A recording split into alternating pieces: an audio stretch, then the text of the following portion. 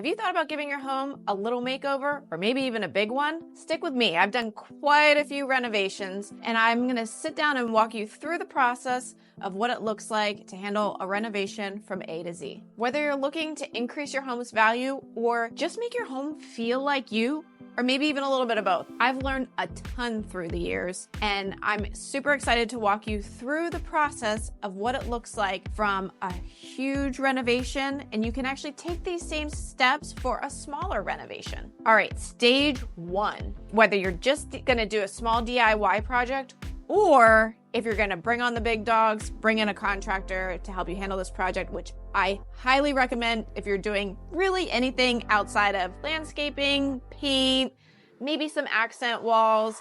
If it's not your skill set, then I would not be handling certain things on your own, especially not electric, structural, or plumbing. Don't be jumping into that in your own home. It's only gonna cause more trouble unless you're licensed and skilled in that area. All right, so let's get into stage one. It's the design and planning of what you're gonna do. You need to sit down and look at your project and say, okay, this is what I wanna do to make my home feel better. This is where I want to increase value. But let's talk about value for just a minute. There are many ways that you can increase value in your home. I'm sure you've heard it before. Kitchens and bathrooms are where you're going to get your most value. However, you may not have it in the budget to do your whole kitchen and bathroom, and you can still make it feel great without doing that. You can still add value to your home. One thing that we always like to do, if this is a home project or if you're renovating to turn a profit, look in your area at what is selling, and this can give you an idea of what level of renovation you could go to get a little bit more value out of your home. So again, step one is design. You need to decide exactly what you're trying to do, write it out, and make a list. So if you're just doing paint, hey, I just want to paint, this is the color, pretty easy. But today we're going to talk deeper into larger renovations and each stage so you have an idea of what it could even look like. When you're doing a full renovation, you're most likely going to be moving some floor plans. You're going to be adding or changing out some plumbing, redoing some electrical, adding kitchens and baths and flooring and paint. A lot of this means that you will need to bring on a licensed contractor. You should be, I say need to, but you truly should be bringing on somebody who's licensed, bonded, and insured to handle these larger projects. In addition, if you're moving walls, make sure you've got a structural engineer to come in and let you know exactly what needs to be done, because most contractors, they know how to do the work that the structural engineer tells them to do, but they're not structural engineers. So you want to bring in the professionals when you're doing things like that. If you're adding onto a home, then you want to get an engineer and an architect involved in building those plans. I would not just let some Joe Schmo fly-by-the-night contractor say, hey, I can put up this second edition for you. I've got it. I know how to do it.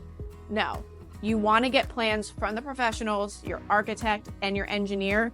And to be honest, permitting, they're going to want to see plans of what you're doing and that you're doing it correctly. This is going to save you thousands and thousands of dollars. So make sure that you're doing this part right. Okay, so in stage one, you are defining your scope, dreaming up everything that you want to do for your project, get it written down. This helps build what's called a scope of work, where you have outlined everything exactly that you want.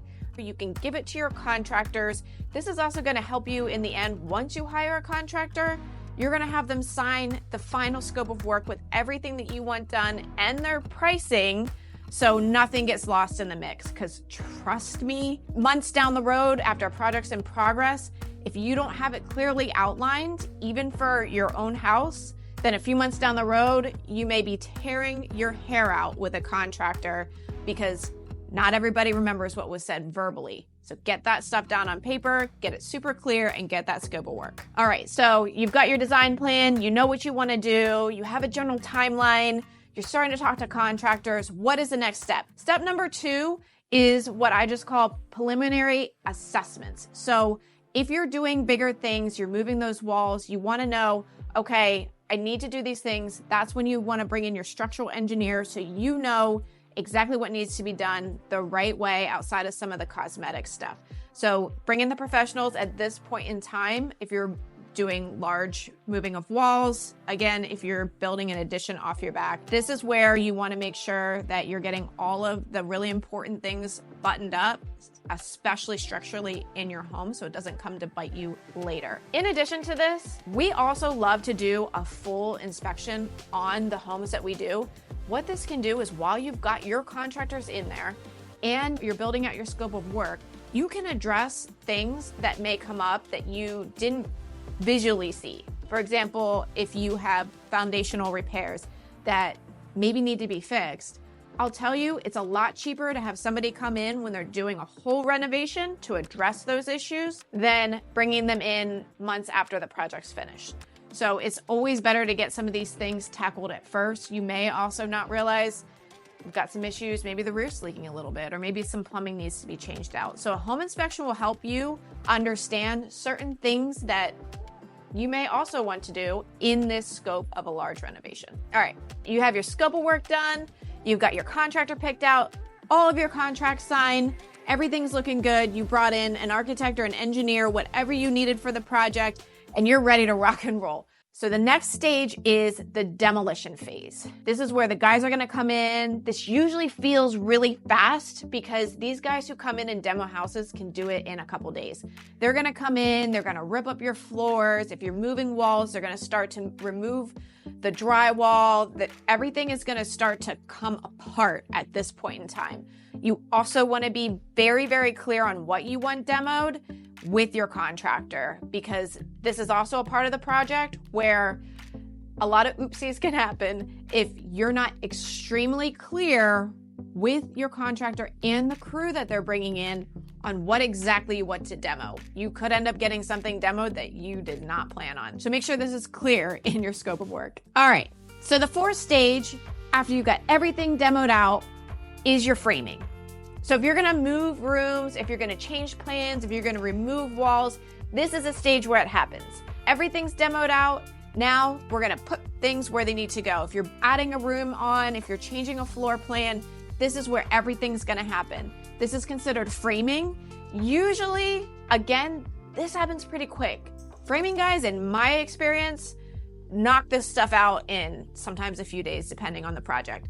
So this will also be a very quick part of the project, so you can also set your expectations up for that. Don't worry, we're gonna get into what tends to take contractors a little bit longer, and rightfully so, as we get to those stages. All right, stage 5 of a major renovation is where all the mechanicals are gonna come in. So we've got the demo done, we have the framing, everything's exposed and open that you want exposed and opened. Now the electricians are gonna come in, the plumber's gonna come in. So if you're building a new bathroom in a part of the house that used to be a living room, just giving you an example. They framed out the bathroom, it's ready to go. Now you need your electrician to come in, put all of the electrical work where it needs to go according to plan, and same with your plumber. So while everything's open, that's when these guys come in, including your HVAC. If you're gonna be running new ductwork or vents in a home, that's when this is also going to happen, because everything's already torn out and exposed. It's the easiest time to make this stuff happen. All right, stage 6 of a major renovation. Once we have all of that framing in place, the plumbers have come in, now it's time to start putting things back together. This is where they're gonna come in and make sure there's insulation in the walls that you took down and rebuilt, and they're gonna start putting drywall back over it. Now, in my experience here in Charleston, there are different inspection phases that inspectors do want to see. So just a little side note from our experience, if you are doing this and you are getting permits, which you should for larger renovations, you are gonna have a plumbing and electrical inspection and also a framing inspection if you're doing this large work. So those are also going to slow down the process a little bit. The inspectors will come in, they'll either approve or they'll let you know what needs to be changed. But all of this is gonna be recorded that this inspector's coming in and it's either right or wrong, and then you pass and you're moving on. This also helps you with liability in the future because this is a permitted project. Typically after the rough-in inspection and the framing inspection, once you put that insulation in, they usually want to see it again. So They're gonna come back and make sure that you've got that installation in right and everything is up to code. So in my experience, usually what slows down these first few stages is the inspection process, but again, it's very, very important. Typically, our crews work pretty fast. Electrical does slow things down slightly because obviously we want things done right, and so does plumbing. And especially if these contractors don't want to work at the same time, that can also hold your timeline out just a little bit because the electrician's going to want to come in on his own, the plumber's going to want to come in on his own, and I don't blame them. They don't want to work on top of each other. So just plan for a little bit more time during this phase when you're getting your mechanicals in, and mainly just because the crews that you're bringing in, you're going to want them to work independently, most likely, unless you've got a crew or a contractor who's got guys who work together very well. All right, so we've been through demolition phase.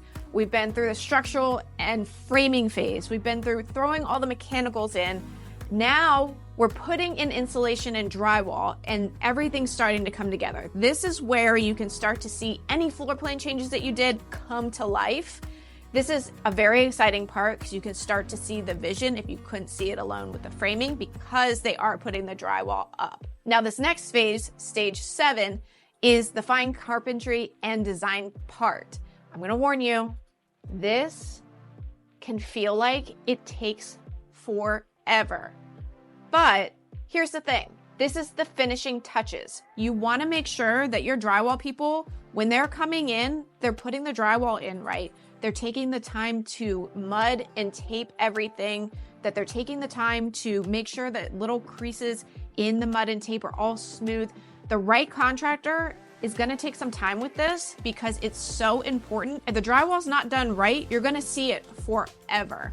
So give them some space, let them put this drywall in and get it done correctly. Then they're going to start putting all the other stuff back together. This is where your trim is going to go in, your flooring is going to go in. In my experience, in this stage of renovation, different contractors do things slightly different based on what works for them. We have had people who want to come in and they want to paint the entire house while it's down to the subfloor before any finishing things are in, so they can at least do that quick and fast without having a lot of prep to do.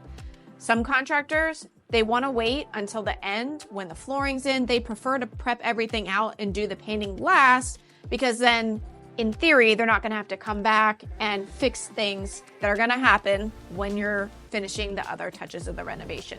So in this stage, it can really be broken down into a couple different stages that are going to interchange depending on your contractor. So once that drywall's done and it's primed and it's ready to go, this is where they're going to lay the flooring. And then if you're doing new trim, ideally they're putting trim in after. Again, different contractors are going to do things differently. We personally prefer a nice clean look without shoe molding when we can do it.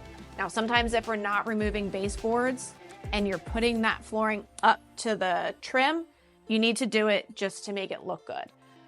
When you can, if you can get them to lay the flooring and put the trim in after the flooring is laid, it's just going to look cleaner.